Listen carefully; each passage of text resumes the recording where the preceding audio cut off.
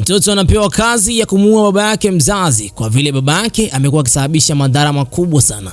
Ibana naam, basi hii hapa ni Go Family Book na hapa tupo katika episode ya 19. Tunaendelea mpaka episode ya 24 ndipo ambako movie itakapokuwa imeweza kuisha.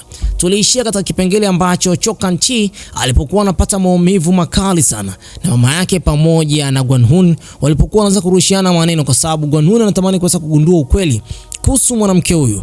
Basi Lady Miyamoto alikuwa anapata maumivu makali humu ndani ya moyo wake, alikuwa anajua kama yeye kweli ni sewa au la, lakini ukweli wa mambo ni kwamba ameshamgundua kwamba Cho Kang-chi ni mtoto wake. Hasa katika siku ya leo alikumbuka pia tukio la mwisho kabisa, kipindi ambacho alipokuwa basi anataka kuweza kumuua Gwan-hun. Kwa bahati mbaya aliweza kupigwa upanga na kisha aliweza kudondoka pale chini. Ila Mjapani mmoja aliweza kuligundua lile jambo kwamba mwanamke huyu hakuwa amekufa baada ya kuweza kumchunguza pale chini. Kisha akawaambia wafanyakazi wenzake waanze basi kwenda kumhifadhi katika eneo la siri ambako huko watampatia matibabu. Baada ya miaka kadhaa, kwa hivi sasa ndo Lady Miyamoto ameweza kurudi tena kwa ajili ya kuweza kufanya biashara na Gwan-hun. Ila kibaya zaidi ni kwamba alikuwa anamtamani sana mtoto wake, yani Cho Kang-chi. Na katika siku ya leo ukweli unadhihirika rasmi kabisa kwamba mwanamke huyu ndiye sewa. Basi pale Gwan-hun anajaribu kuweza kumuuliza, utamwacha aendelee basi kuificha hiyo ramani mpaka lini? Tumpige. Ila mwanamke huyu akasema kwamba sijali kuhusiana na wewe kumpiga wala sijali katika jambo la aina yoyote. Pale miale tofauti basi ilikuwa inazidi pale kuanza kung'aa. Mwanamke huyu akasema kwamba fanya juu chini Gwan-hun, mimi ninachokitaka ni ramani tu. Arudishe ramani yetu. Basi bwana, katika jengo la makahaba huko mwanamama headmistress alikuwa anamuuliza Gobdona kwa nini alikuwa ameweza kufanya uzembe wa namna ile. Gobdona analia na kusema kwamba alikuwa amefanya vile kwa sababu ya kuweza kumlinda Chungju, kwa sababu alikuwa anasikana vile Chungju alikuwa ameweza kuhusika katika uwizi uliokuwa umeweza kufanyika katika jengo la Century House.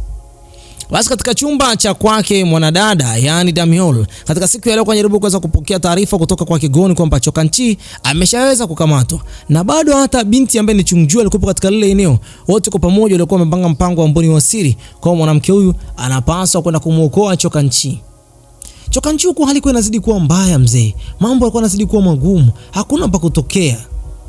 Sasa baada ya muda mrefu mama yake anaenda kurudi katika chumba chake na anaweza kupata maumivu ambayo si ya kawaida. Aliumia sana. Alisikia namna ambavyo watu walivyokuwa wanazidi kumtesa. Huku Gwan-hun alikuwa anajaribu kuweza kumwambia kwamba mama yako anajaribu kuweza kuficha ukweli, na huyu uliokuwa umeweza kumuona mbele yako hapa ndo mama yako. Miaka 20 ilikuwa imeweza kupita, aliweza kukutelekeza na alikuwa anagundua kwamba wewe ni mmoja kati ya mtu ambaye ni mbaya sana. Una hali ambayo si ya kibinadamu. Wewe ni monster. Cho Kang-chi alikasirika sana. Na baada ya kuweza kupokea zile taarifa akaanza kushangaa. Je, huyu ndo mama yangu? Gwan-hun akasema kwamba ndio, nimemjua zaidi ya miaka 20, ila uhakika tutazidi kuthibitisha hivi karibuni. Kaa mkao wa kula, wewe pia ni mmoja kati ya mtu ambaye ni mwathirika kama mimi. Basi bwana, katika chumba cha kwake headmistress katika siku ya leo aliweza kumuita Taeso na kisha akamkabidhi dawa ambayo Cho Kang-chi endapo ataenda kuitumia itaweza kumsaidia, kwa sababu pombe aliyokuwa ameweza kuinywa ina sumu ndani yake, na kama hatoweza kuinywa hii dawa kabla ya masaa 24 Cho Kang-chi anaweza akafariki. Basi Taeso akamuita Choi na akaweza kumkabidhi ile dawa aende kufanya juu chini mpaka pale Cho Kang-chi atakapokuwa ameweza kuipata hiyo dawa. Basi huku mwanadada Damiol naye pia alikuwa anaaga anaenda kwenda kumuokoa Cho Kang-chi katika siku ya leo, na kisha akamwambia mwanamke huyu kwamba nimekuwa na mapenzi ya kweli kwa Cho Kang-chi, naomba niruhusu mimi niweze kuondoka. Basi alipofika huko mtaani mwanadada akaenda basi kuongea na kina Mobinchul. Mobinchul baada ya kuweza kupokea taarifa kwamba Cho Kang-chi ameweza kukamatwa yupo katika jengo la Century House. Basi wakapanga mpango wa kwenda kufika katika hilo eneo. Huko Cho Kang-chi bwana mkubwa wa Choi aliweza kuingia pale na mabumunda. Mabumunda haya yalikuwa ni mabumunda ya mchele. Akawakabidhi askari wote kila mmoja bumunda moja na kisha likabaki bumunda moja la kwake Cho Kang-chi. Katika hilo bumunda alikuwa limeweza kuwekewa alama, na ile alama ilikuwa basi ni kwa ajili ya Cho Kang-chi aweze kuila hiyo dawa. Basi Choi akafanya mchakato kwenda kumpa Cho Kang-chi ishara kwamba katika karibu muda kuna dawa. Cho Kang-chi anasema kwamba baba ninaumia eti, lakini hapo akaambia bana kuna dawa huko ndani. Hasa kipindi ambacho Cho Kang-chi anataka kuweza kuila, yule askari akaweza kumsukuma kwenda nje. Basi Cho Kang-chi akaambia basi anapaswa aweze kulila lile bumunda kupitia mdomo wake. Baada ya kugundua kwamba kuna dawa kule ndani, Aisha alikuwa macho na lile bumunda kinoma noma. Huku mwanadada Lady Miyamoto aka mama yake Cho Kang-chi sewa, basi katika siku ya leo aliweza kupokea taarifa mbaya sana kwamba bwana mkubwa Gwan-hun hahitaji tena kufanya kazi na watu hawa, na yupo dhahiri kwamba atafanya juu chini mpaka watu hawa waweze kufukuzwa katika nchi. Sasa Mobionchul aliweza kufika pale nje bwana, akiwepo na marafiki zake wengi sana. Kisha akaanza kupiga makelele akisema kwamba anahitaji kuweza kupata malipo yake ambayo alikuwa ameweza kuwafanyia kazi watu hao. Lakini kipindi ambacho wanasema kwamba hawezi kuwalipa, basi wakapanga mpango kuweza kugoma, wakakaa pale chini. Huko ndani Chokanchi anaiangalia ile bumunda mzee. Hapo mishale ikaanza kupigwa. Watu mzee wakaanza kufanya mambo amboni ya studio. Nani alikuwa ameweza kuingia hapa? Ni Damiel. Sasa askari wengine walikuwa wameweza kwenda kule nje ambako Mobionchul alipokuwa basi ameenda basi kusababisha vurugu. Kisha huku ndani binti kipindi ambacho anazidi kupambana nao, Chokanchi alifanikiwa kuweza kupata lile bumunda na hapo akafanikiwa kuweza kulila ile dawa. Huku nje Mobionchul alikuwa anazidi kufanyia mambo ambayo si ya kawaida. Baada ya Kanchi kuweza basi kula ile dawa, kisha Mobionchul naye pia aliweza pia kuingizwa pale ndani. Kumbe bana trick ilikuwa imeweza kugundulika, wakaweza kukamatwa pale wote kama kuku. Taeso akakumbuka maneno ya kwake Headmistress, hakutakuwa na ruhusa aina yote Chokanchi kwenda kuonyeshwa kwa wanakijiji kwamba yeye ni mmoja kati ya mtu ambaye ni monster. Itakapokuwa nataka kuweza kutokea, chukua upanga wako na uweze kuzuia hilo jambo kwa nguvu au kwa maji. Tumia ujanja wa aina yote. Chokanchi bwana akafungwa pale nje. Wanataka kuweza kumpeleka katika eneo la kijiji huko, watu wamtambue kwamba yeye hapo hivi ni monster. Sasa macho yameshaanza kubadilika. Hapo Chui akaanza kumtetea na kupiga magoti pale chini kwamba atafanya jambo la aina yote, lakini Gwanhun hakuona umuhimu wa jambo hilo. Wakaanza kumpiga Chui. Kumbuka kwamba Chokanchi ameshakula ile dawa. Kwa hiyo hivi sasa anazidi basi kupata angalau nguvu kidogo. Hapo Chokanchi baada ya kuweza kumuona Chui anapigwa kwa sababu yake, akakata zile cheni. Hoya. Askari 11 wote walienda chini, wakabaki askari wachache tu. Akaingia njemba moja ya Kijapani. Huyu Jomba alikuwa yuko pale pamoja na mama yake mzazi Chokanchi, yani Sewa. Sewa alivyoingia tu katika ile eneo, katika siku ya leo anaanza kujifunga katika hali ambayo ni tofauti kidogo. Alibana nywele zake kama alivyokuwa msichana mdogo sana. Na hapo akajitambulisha kwamba yeye hapo ndio Sewa. Kisha akatoa amri Chokanchi apelekwe katika chumba cha matibabu na aende kupatiwa matibabu. Hawezi kuruhusu mtu aweze kupata mateso kiasi hichi, huku ramani bado haijaweza kupatikana.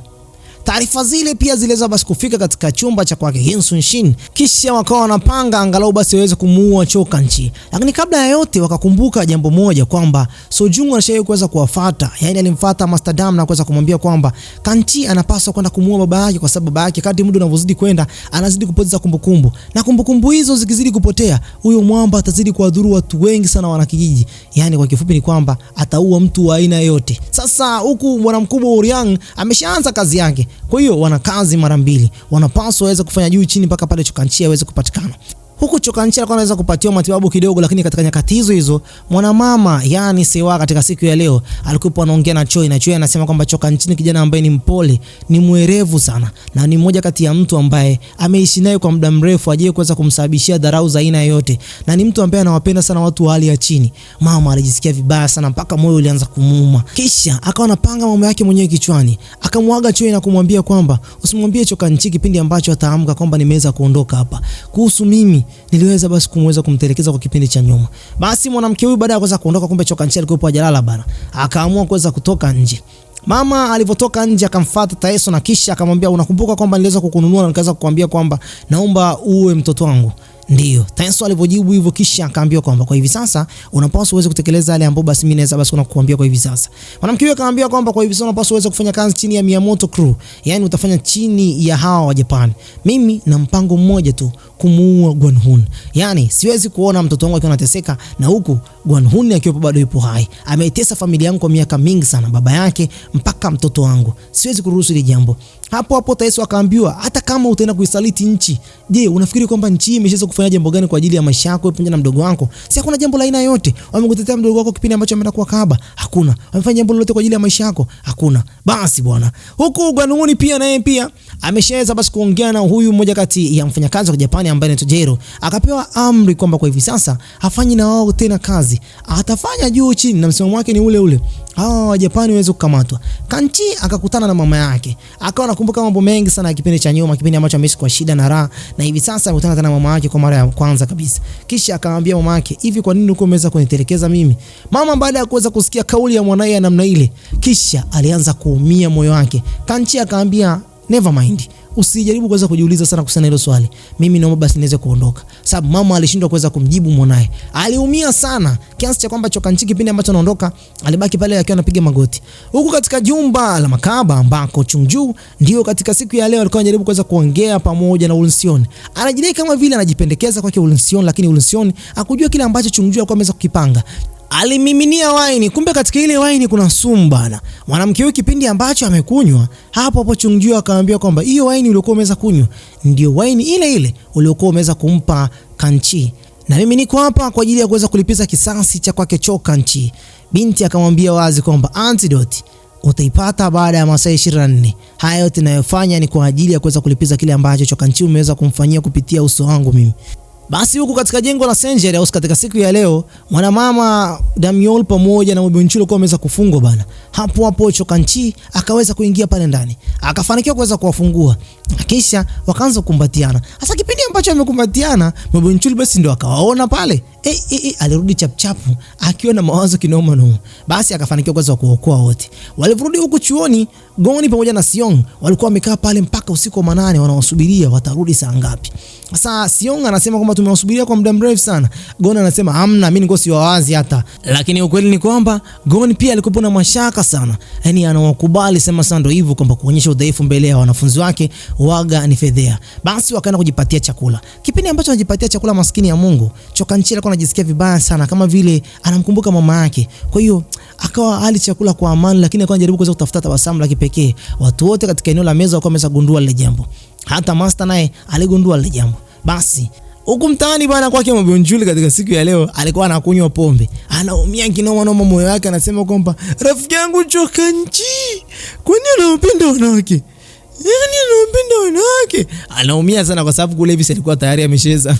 Alikuwa hajaokolewa yeye hapo kwanza. Yaani Choka Nchi alimuokoa mwanamke kwanza, kisha basi yeye hapo ndo akafuata. Kwa hiyo alikuwa anaumia sana. Choka Nchi anapokea taarifa kwamba kwa hivi sasa kuna kitu ambacho si sawa huko mtaani. Watu wanauawa, zaidi ya watu 11 wameshaweza kuuawa na wananyonywa nguvu kinoma noma. Gon akamchukua Choka Nchi katika siku ya leo akampeleka kwake Master Dam. Lengo lake ni moja tu, kwamba Choka Nchi anapaswa aweze kufundishwa kwa lengo la kwenda kupambana na baba yake mzazi. Baba yake kwa hivi sasa sio kiumbe wa kawaida hata kidogo. Sasa Choka Nchi anaambiwa kwamba aitoe riboni yake, kwa sababu akitoa riboni yake ndio uhalisia wake basi unaanza basi kutumika. Pale alikuwa na mashaka makubwa sana, kwa sababu akitoa ile riboni anaweza akasababisha madhara makubwa hata kwake Master. Master anaambia kwamba toa riboni yako, unapaswa upambane na mimi. Je, Choka Nchi ataweza kufanya hili jambo? Itakuwa kuaje? Lakini katika jengo la kwake Gwanhun katika siku hii ya leo, usiku huu Gwanhun anatoka nje anakuta walinzi wake wengi wameweza kuuawa. Akawekewa panga shingoni. Hapo huyu mwamba aliyekuwa ameweza kumwekea panga shingoni akataka kuweza kumfeka pale. Ghafla upanga uliweza kulia katika lile eneo la nje. Damu ziliweza kumrukia bwana mkubwa Gwanhun. Inamaanisha kwamba huyo mwamba tayari alikuwa ameshaweza kuuawa. Bana naam. Basi mimi nafikiri kwamba sitakuwa na la ziada kwa muda huu. Dondosha comment yako hapo chini uniambie umeonaje kazi hii. Tukutane tena katika episode zinazofuata. Bye bye for now.